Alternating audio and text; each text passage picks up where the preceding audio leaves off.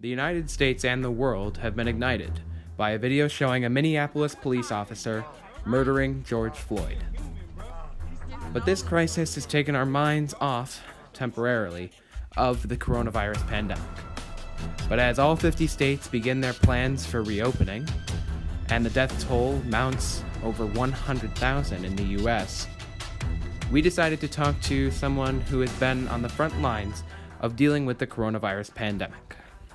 So, my name is Mike Radel. I have a bachelor's degree in nursing from the University of Buffalo and have been practicing as a registered nurse, predominantly in the intensive care unit, with the last 5 years or so in nursing leadership, and I've been actively involved in our COVID response.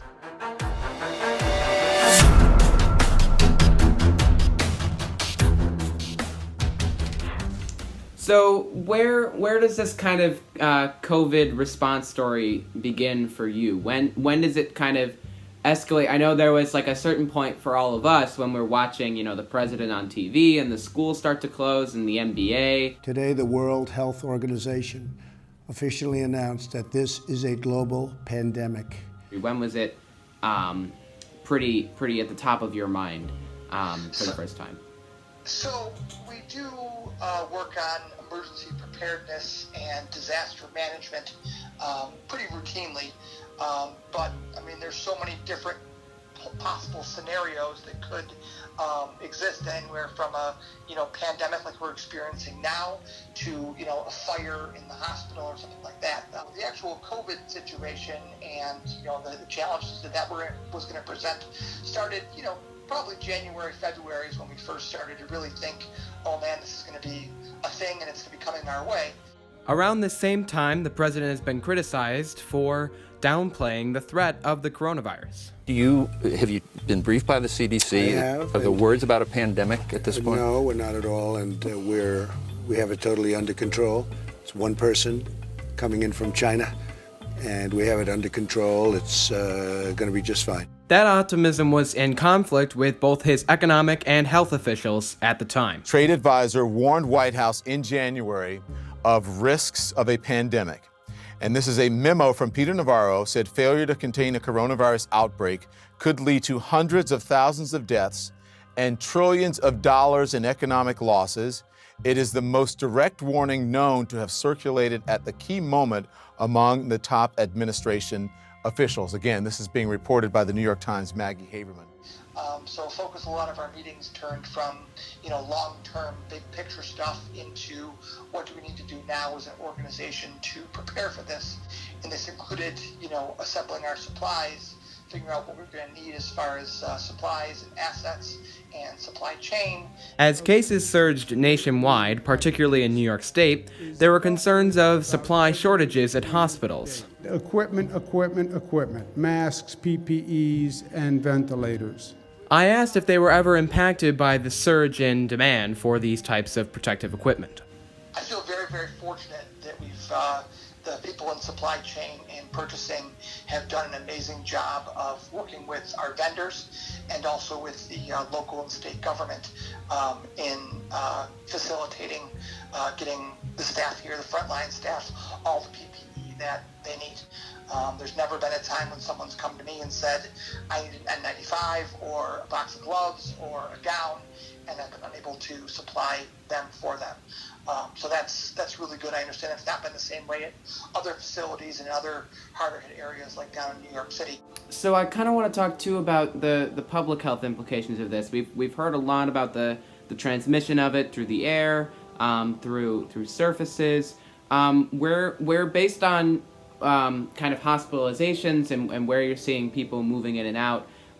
Where do you think we are on a public health basis, and are we moving a little bit too quickly in reopening based on the severity of the spread here, based on how severe it is once you actually have it and are in the hospital? Do you think we're moving a little bit too fast at this point, or do you think that that public health is being kept in mind at the top of these plans? Excellent question. So what we've seen here in the initial surge of patients way back around St. Patrick's Day was that everyone that came presenting with symptoms some of whom were positive, some of whom were negative, all had some connection to New York City. They'd recently traveled from New York City back to Western New York. They had traveled through New York City through one of JFK or LaGuardia, but the vast majority of them had some contact with New York City. As we moved into the next wave of it, it seemed to be more of a community spread situation where we couldn't really pinpoint, any recent travel. People by that point in time had, stopped going to work, had stopped traveling, but we still were seeing, the spread of, the illness. And now the overwhelming majority of patients we're seeing are from nursing homes. I mean, it really, it's pretty rampant right now in the nursing home setting, and that's a big issue because that population is obviously, for the most part, up in age and have a number of pre-existing comorbid conditions, which can make their mortality rate go up significantly with the coronavirus. As far as the question about the reopening and where we're at in the process, we've relied heavily on the local and state Department of Health and the Centers for Disease Control and Prevention to give us guidance throughout this process. So I'm confident that if they're developing plans that they think are enough and are doing a good job of balancing, safety and health of the community at large with the needs of society to reopen and go back to, I don't want to say business as usual, but some sort of a new normal. I'm confident that, we'll see that we'll find our way through.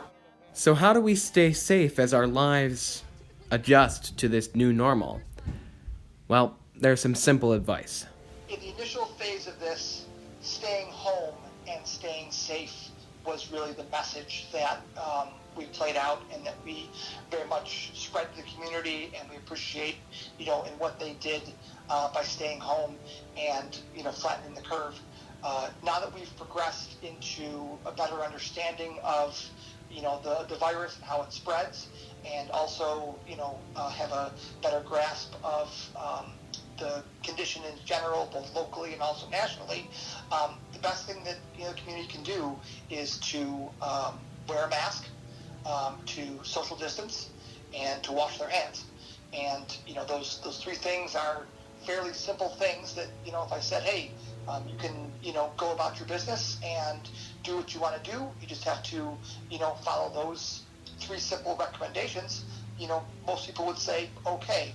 Unfortunately, like all things, we've got some people that feel as though their civil rights are being impeded on by being asked to wear a mask when they're, shopping at a store or something like that. And, that's unfortunate because it's for the safety of you and the safety of those around you. America is in crisis right now, and we sorely lack the leadership that we need. But it's a better time than ever to listen to common sense and take these simple words of wisdom from the people who have faced this virus head on. And by doing so, we can restore the health of this nation. Thanks for watching.